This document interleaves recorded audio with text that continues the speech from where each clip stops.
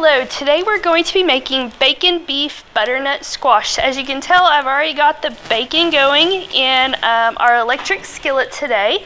We've got 6 slices of bacon that I have cooked until golden brown.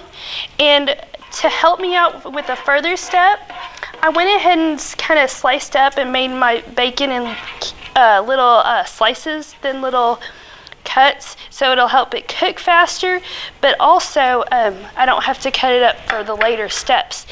Next, we're going to leave the bacon grease in here, and we're going to add 2 sliced onions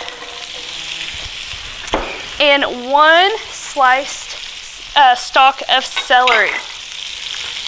And as you can tell, this is a very hot pan, so be careful if you have young kids in the house.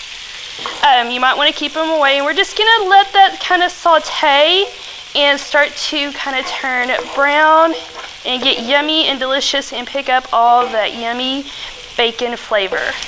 Okay, now that we've let our celery and onions cook for a few minutes and start to get brown, we're going to add 1 pound of ground beef.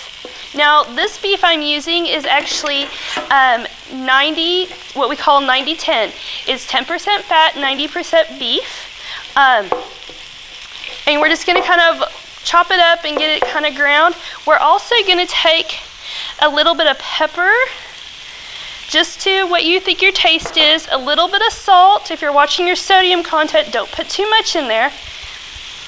And we're going to cook this until the ground beef reaches 155 degrees Fahrenheit on a food thermometer.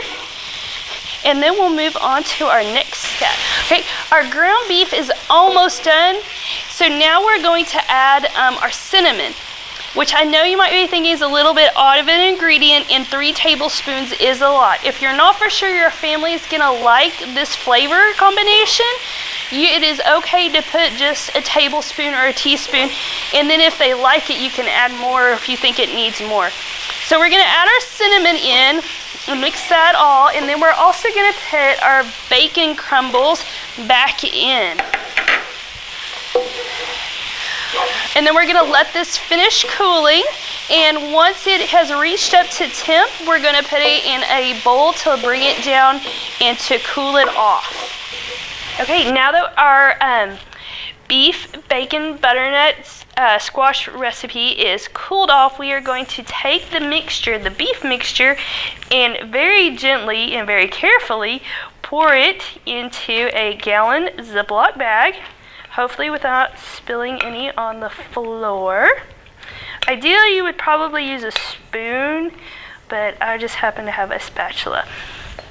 So now this will be ready for your freezer.